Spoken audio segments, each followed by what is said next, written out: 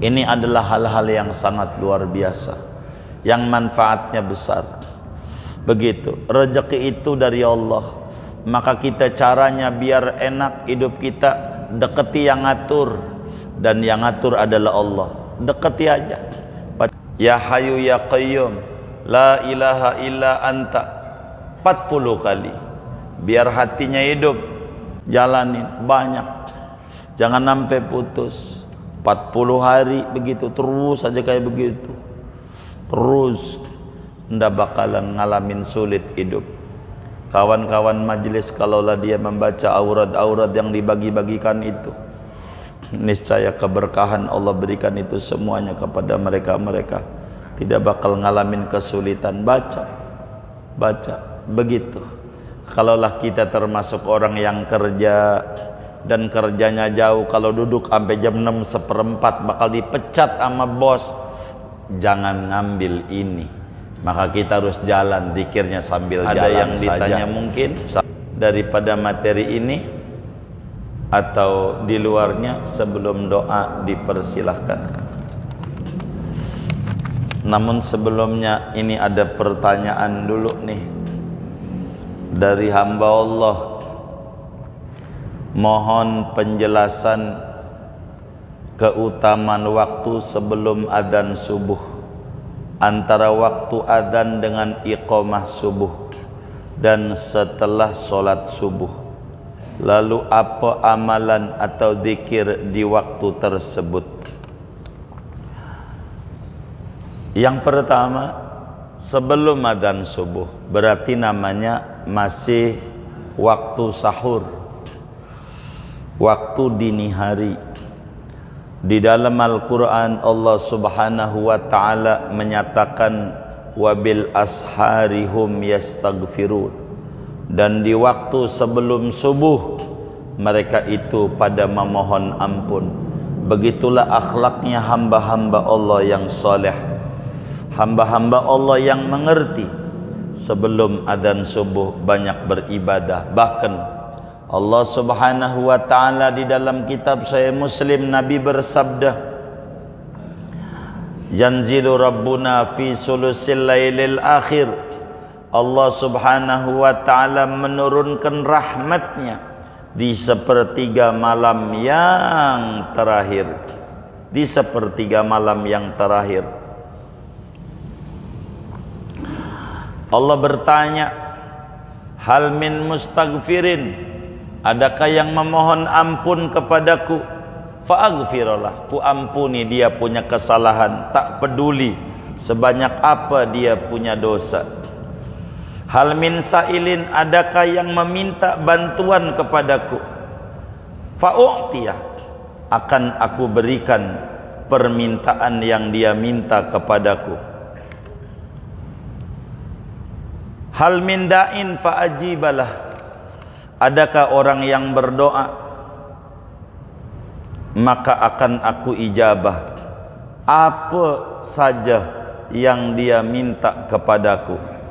Apa saja yang diminta, maka Allah subhanahu wa ta'ala akan berikan kepada orang-orang yang meminta dan memohon kepada Allah subhanahu wa ta'ala. Oleh karena itu, amalan apa sebelum subuh yang harus dilakukan banyak. Kalaulah sebelum adzan subuh, maka banyak amalan. Di antaranya kalau belum witir ya witir. Begitu. Karena sebelum adzan subuh namanya masih malam. Begitu. Begitu tinggi nilainya malam. Dalam Al-Quran Allah nyatakan dalam surat Yasin, wa ayatul lahumul lail, satu tanda kebesaran Allah adalah malam. Dan Allah kalau mengangkat orang jadi wali enggak pernah siang. Allah kalau mau ngasih pinter sama orang enggak pernah siang, selalu malam. Wa ma uqidat liwaliyin wilayatun ila fil lail, tidak pernah Allah ngangkat hambanya menjadi wali kecuali ngangkatnya malam. Isra Mi'raj terjadinya malam. Nabi Musa dapetin Taurat juga malam. Semuanya malam. Tidak ada siang, malam. Malam itu waktu untuk berjinak-jinak dengan Tuhan.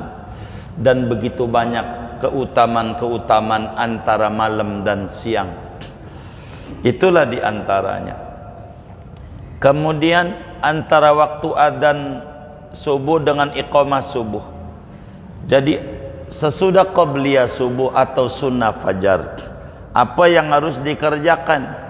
Maka yang dikerjakan adalah solat sunnah fajar, atau bahasa kitanya biar gampang, qabliyah subuh. Kata Nabi, raqatal fajri khairun minad dunya wa ma fiha. 2 rakaat solat sunnah fajar maknanya qabliyah subuh. Sesudah terbit fajar itu maknanya subuh. Maka itu lebih baik daripada dunia dan isi-isinya. Orang punya kontrakan 10 masih miskin dia, masih gedean ganjaran kalau kita solat qabliyah subuh, atau bahasa lainnya solat sunnah fajar. Bacaannya apa? Agar supaya sehat zahir batin kita, maka bacaannya adalah rakaat pertama alam nasrah dan rakaat kedua alam tara. Dalam Ihya Ulumuddin Imam Ghazali meriwayatkan hadis, man qara'a alam wa alam lam yusibhu alam. Siapa orang solat qabliyah subuh bacanya alam nasrah lalu alam tara rakaat 2-nya, maka tidak terkena penyakit berbahaya, stroke, ginjal, ambeien, tetek, bengek, enggak ada. Kalau dia bacanya itu. Tahu tetek bengek? Ini bahasa Betawi nih, apa itu tetek bengek? Tapi saya sering dengar. Maksudnya segala macam dah. Begitu kan, kira-kira begitu ya kan? Begitu. Itu begitu. Itu qabliyah subuh. Begitu, atau antar adzan subuh. Dan ini waktu mustajab. Waktu mustajab. Antara ini nih, mustajab sekali. Kita minta apa aja. Ada seorang sahabat murung, mukanya murung. Ditanya, kenapa Anda? Mabik, ada apa dengan engkau? Mukamu kusut, rambutnya acak-acakan kayak begitu. Nampaknya kulihat kau ini sufi, sulit finansial, sufi. Dia jawab, ya Rasulullah, inna dunya adbarat alayya. Dunia kayaknya musuhan banget amanah. Duit amanah musuhan banget. Ya Allah, susah banget. Susah, enggak ketemu. Puyeng. Kata Nabi, kau tak baca itu tasbihnya malaikat yang kalau kau baca dunia bakal datang sama engkau. Engkau hidup akan penuh kesuburan dan keberlimpahan rezeki. Kau tidak bakal terinfeksi, saluran keuangan enggak tersumbat dan enggak mampet pet kagak. Kata dia, bala ya Rasulullah, iya mau.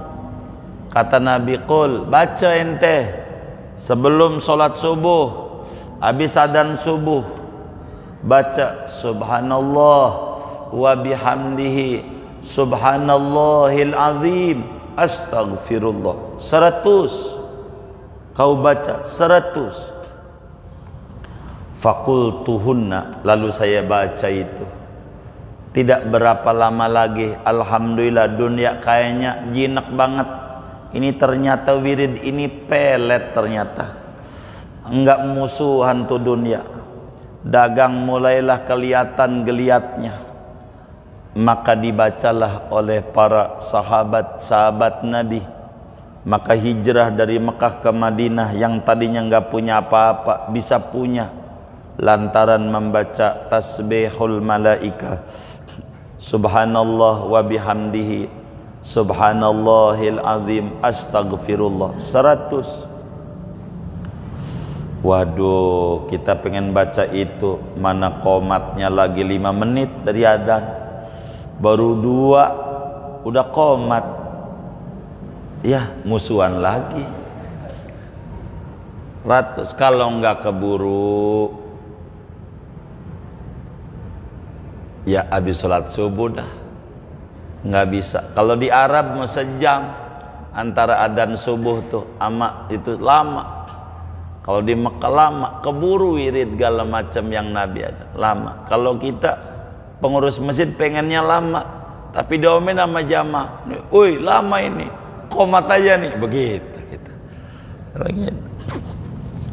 Mana lagi auratnya yang dibaca oleh Rasulullah sallallahu alaihi wasallam? Ada banyak auratnya begitu. Sayyidina Umar dulu dah sebelum doa Nabi, "Ya Hayyu ya Qayyum, la ilaha illa anta," 40 kali, biar hatinya hidup. Itu begitu yang harus dikerjakan. Mana lagi yang harus dikerjakan? Rasulullah sallallahu alaihi wa alihi wasallam kalaulah habis salat qobliyah subuh, doa Nabi. Nabi doa. Bagaimana doanya Nabi? Antara qabliyah subuh sama salat subuh, kata Nabi, "Allahumma inni as'aluka rahmatan min indik tahdi biha qalbi wa tajma'u biha syamli wa talummu biha sya'ati wa taruddu biha ulfati wa tuslihu biha dini wa tahfadhu biha qalbi wa tarfa'u biha syahidi wa tuzakki biha amali wa tubayyidu biha wajhi wa tulhimuni biha rusdi wa taqdi biha hajati wa ta'simuni biha min kulli su." Allahumma inni as'aluka imanan khalisan daiman yubashiru qalbi wa yaqinan sadiqan hatta a'lama annahu lan yusibani illa ma katabtahu alai wa raddini bima qasamtahu li. Allahumma inni as'aluka imanan sadiqan wa yaqinan laysa ba'dahu kufr wa as'aluka ya Allah rahmatan analu biha syarafa karamatik fid dunya wal akhirah. Allahumma inni as'aluka al-fawza indal liqa wa sabra indal qada wa manazil syuhada wa aisas su'ada wa nasra 'alal a'da wa murafaqatal anbiya. Allahumma inni unzilu bika hajati wa in da'ufa ra'yi wa qasura amali wa aftaqartu ila rahmatik fa as'aluka ya qadiyal umur ya syafiyas sudur kama tujiru bainal bukhur an tujirani min adabis sa'ir wa min da'watis subur wa min fitnatil qubur. Nabi itu sebelum sholat subuh, setiap subuh Nabi kayak begitu. Kita udah pernah belum? Innalillahi wa inna ilaihi raji'un. Begitu Nabi doa sebelum sholat subuh.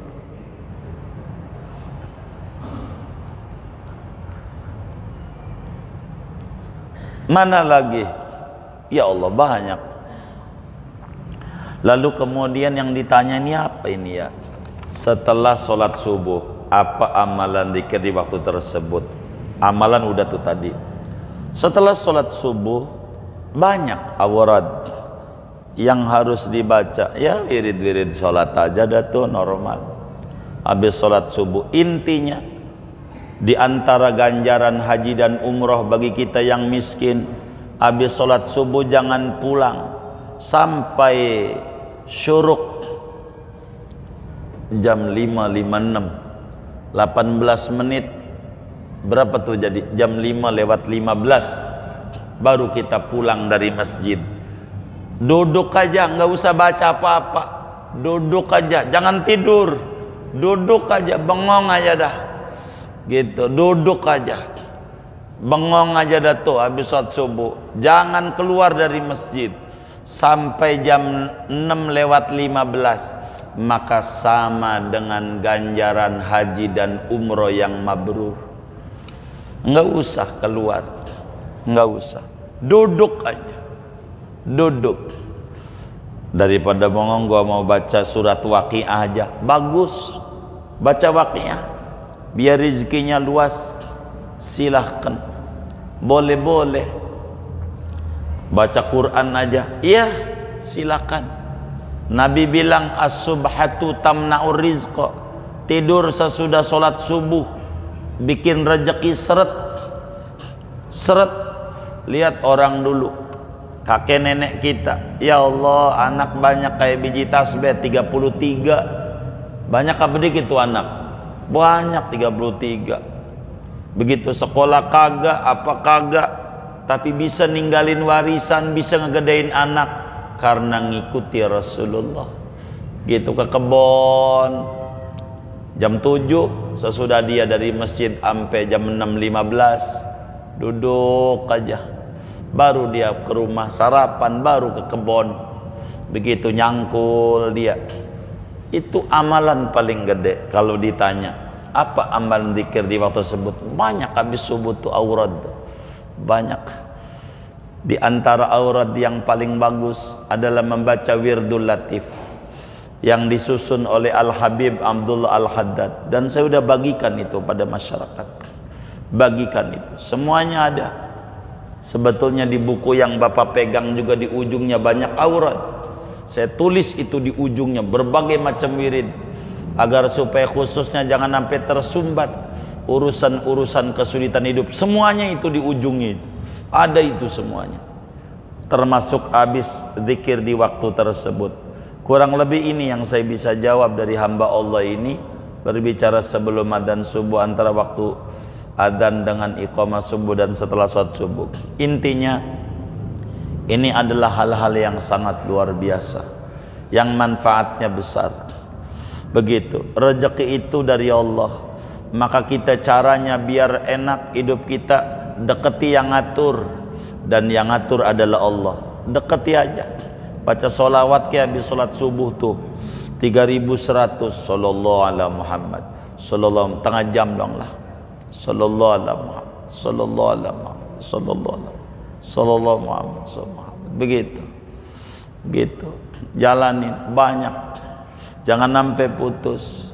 40 hari begitu terus aja kayak begitu terus, ndak bakalan ngalamin sulit hidup. Kawan-kawan majelis, kalaulah dia membaca aurad-aurad yang dibagi-bagikan itu, niscaya keberkahan Allah berikan itu semuanya kepada mereka.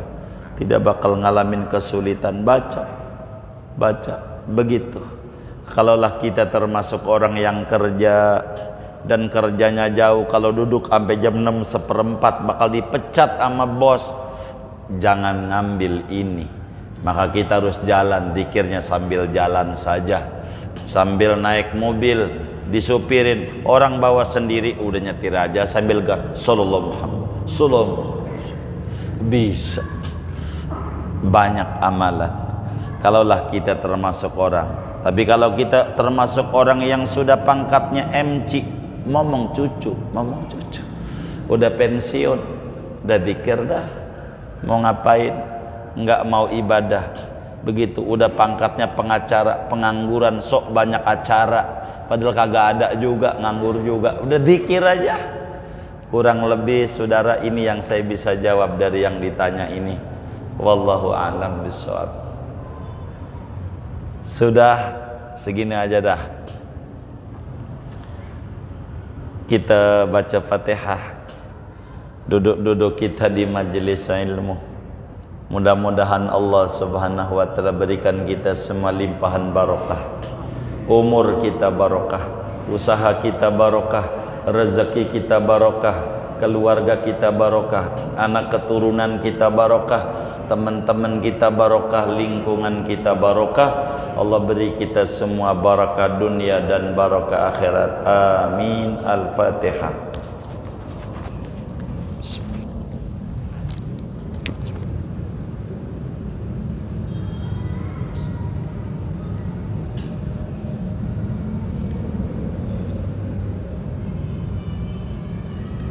Allahumma rabbana taqabbal minna ta'limana wa ta'allumana wa du'ana